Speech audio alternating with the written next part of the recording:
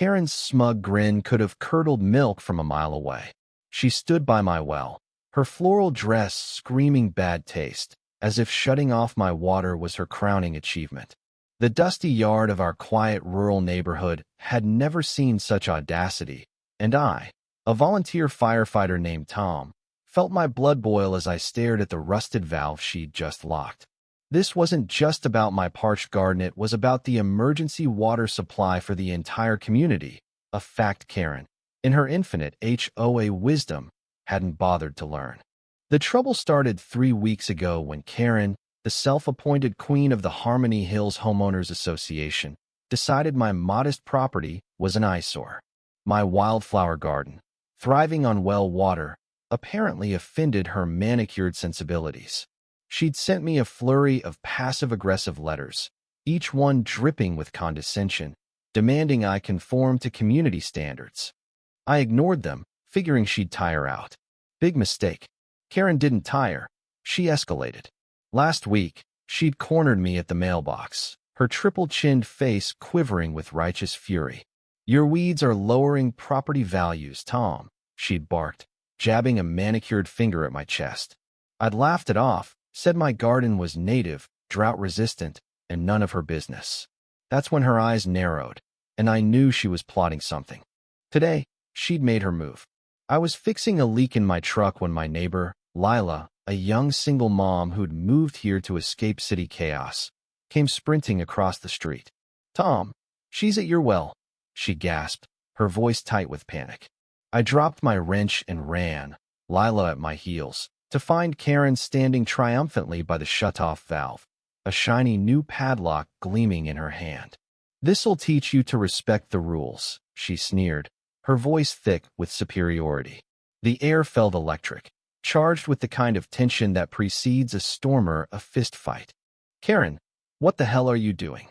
I shouted, my boots kicking up dust as I closed the distance. Lila, clutching a garden hose she'd been using to water her struggling tomato plants, looked ready to swing it like a weapon. "You can't just shut off his water," she yelled, her voice cracking with frustration. Karen rolled her eyes, as if we were children throwing a tantrum. "This well is a violation," she said, waving a crumpled HOA rulebook. "No unpermitted water sources. You're stealing from the community." Stealing? The irony hit me like a brick.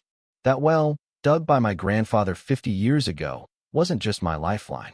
It was the only backup water source for the volunteer fire department, a fact documented in county records Karen clearly hadn't read.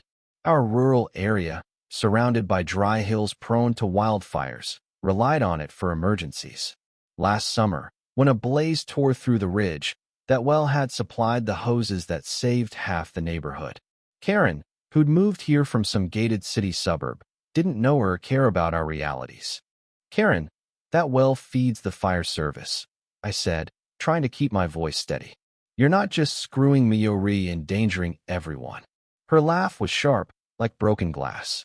"Don't lecture me, Tom. You're just making excuses for your sloppiness." She turned to Lila, smirking. "And you, Missy, should focus on parenting instead of playing vigilante."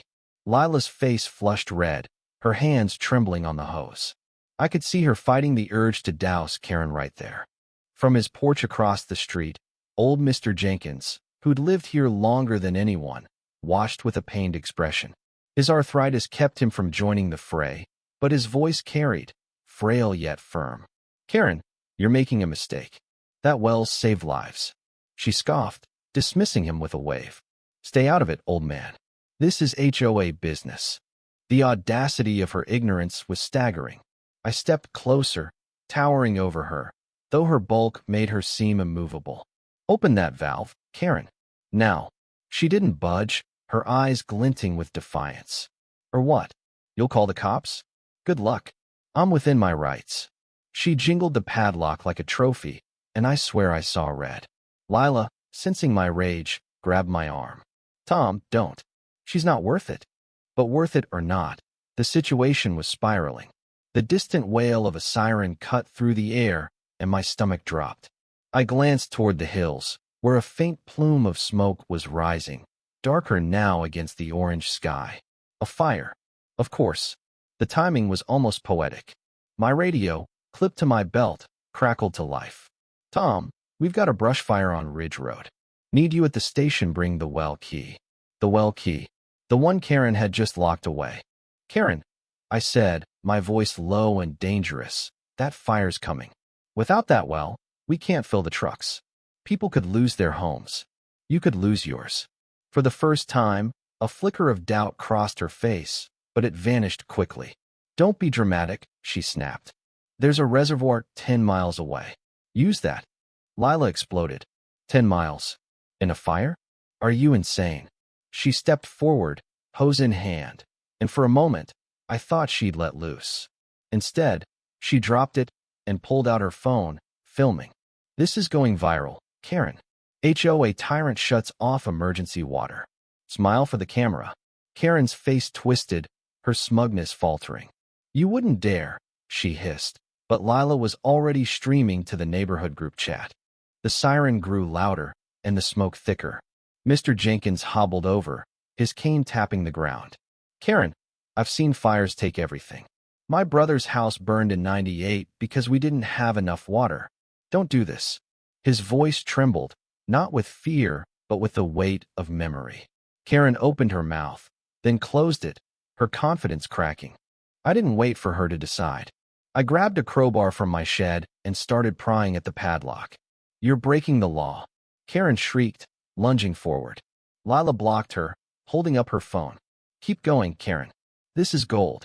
The lock snapped, and water gurgled back into the system. I radioed the station. Well's back on. I'm coming. Karen's face was a mask of fury, but the crowd was turning. Neighbors, drawn by the commotion, gathered, murmuring angrily. Someone shouted, You almost killed us all. Another voice, Step down, Karen. The HOA president's reign was crumbling, and she knew it. She backed away, muttering about lawsuits, but her voice lacked conviction. As I raced to the fire station, Lila stayed behind, rallying the neighbors. By nightfall, the fire was contained, thanks to the well. My garden was saved, too, but that felt trivial now. The real victory was the neighborhood's awakening. At the next HOA meeting, Karen faced a vote of no confidence. The evidence, Lila's video, Mr. Jenkins' testimony, and the fire chief's report sealed her fate. She was ousted, her power stripped. She moved away a month later, her tail between her legs, leaving behind a community stronger for her downfall. Karma doesn't always come fast, but when it does, it hits hard.